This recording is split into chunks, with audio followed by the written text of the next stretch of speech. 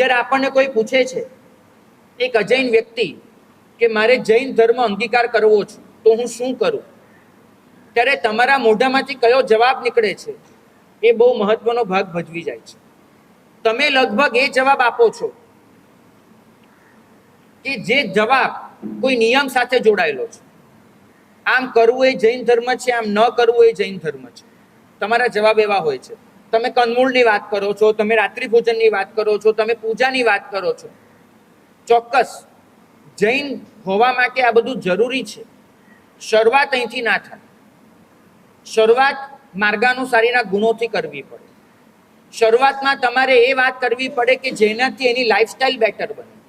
શરૂઆતમાં તમારે એ વાત કરવી પડે કે જેના લીધે એનો પરિવાર સુખી બને. શરૂઆતમાં કોઈને એ વાત કરવી પડે કે જેના લીધે એ અને એની આસપાસની દુનિયા એ વધારે સારી બને. પણ આપણે હંમેશા જૈન ધર્મને પ્રસ્તુત કરવાનો આવ્યો ત્યારે એટલો ડરામની રીતે પ્રસ્તુત કર્યો અને એનું ખોટું આપણે અભિમાન પાછું અનુભવ્યું. આપણે કોઈને પણ વાત કરીએ ત્યારે એમ કહીએ અમારો ધર્મ બહુ જ કડક, અમારો ધર્મ એકદમ રૂઢિચુસ્ત. અને કોઈ એવી વાત કરે, પરિણામ એ આવે કે લોકો આપણા માટે અહોભાવ અનુભવે, પણ લોકો એમ સમજે કે આ ધર્મથી તો હાથ જોડીને દૂર રહેવાનું. ધર્મને એટલો અઘરો બનાવીને આપણે રજૂ કરીએ કે કોઈને આ ધર્મ અપનાવવાનું પણ મન ન થાય. અને એનાથી વધારે આપણે એનું ગૌરવ અનુભવીએ કે આખી દુનિયામાં ભલે જૈનો થોડા હોય પણ સાચો ધર્મ પાળે છે. આપણને ક્યારે એ મન નથી થતું કે ધર્મને આપણે એ રૂપમાં રજૂ કરીએ કે લોકો સહેલાઈથી ધર્મ તરફ ખેંચાય, ધર્મને સ્વીકારે, અને એમ કરીને આપણે જૈન ધર્મને વધુને વધુ ફેલાવતા જઈએ. આપણને એ મન નથી થતું. અને બીજી તરફ આપણે ધર્મના નામ પર એવી વાતો રજૂ કરીએ કે જે આપણે છડે ચોક સાબિત કરી શકવાના નથી. આપણે વાતો કરીએ ભૂગોળની, આપણે વાતો કરીએ ખગોળની, કે પૃથ્વી સપાટ છે, સૂર્ય પૃથ્વીની આસપાસ ફરે છે, પૃથ્વી સૂર્યની આસપાસ નથી ફરતી. આ બધું આપણે સાબિત કરી શકીએ એ સ્થિતિમાં નથી.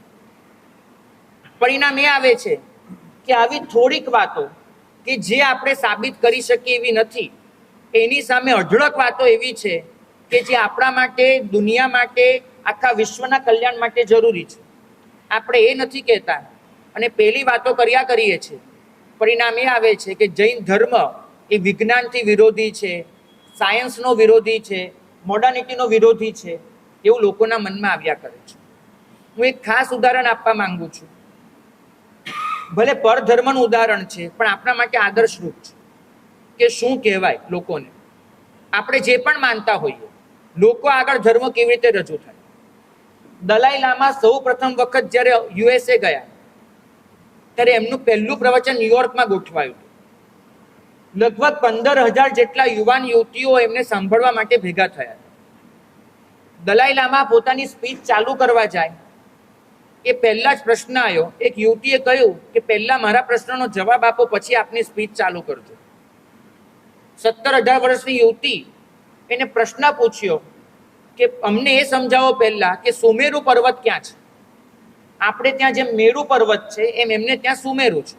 આપણે ત્યાં મેરુ પર્વત પર પ્રભુનો જન્માભિષેક થાય, એ લોકોને ત્યાં સુમેરુ પર બુદ્ધનો જન્માભિષેક થાય છે. તો સુમેરુ ક્યાં છે? તમે જેને દુનિયાની ધરી ગણો છો એ સુમેરુ ક્યાં છે?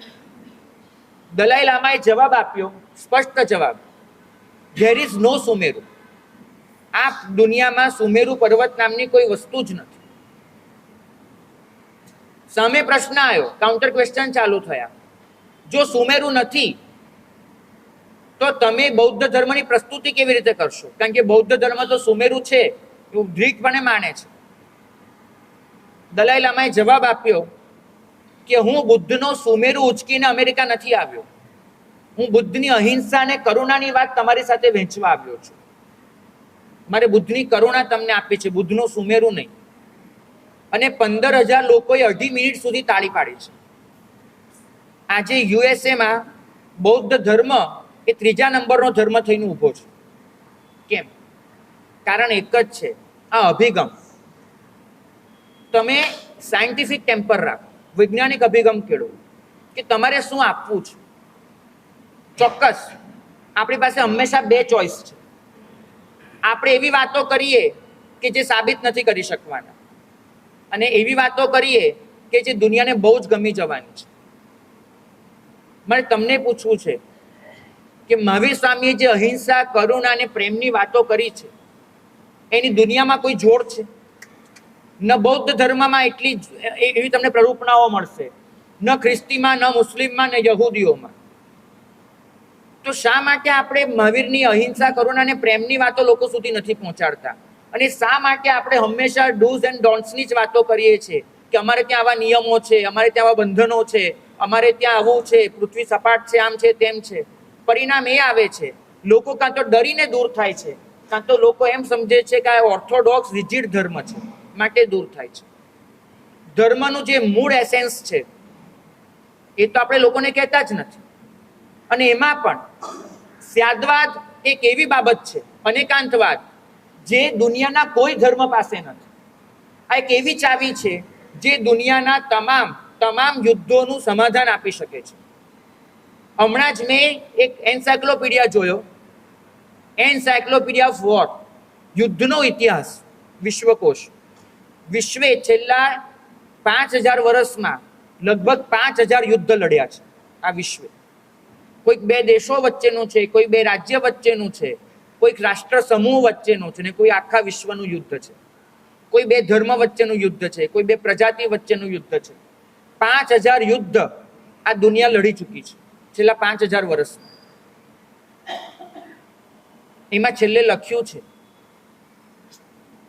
કે આ યુદ્ધનું સમાધાન શક્ય હતું, પણ સમાધાન આવે એ પહેલા શસ્ત્ર ઉપાડી લેવામાં આવ્યા હતા, માટે સમાધાન ના થઈ શક્યું.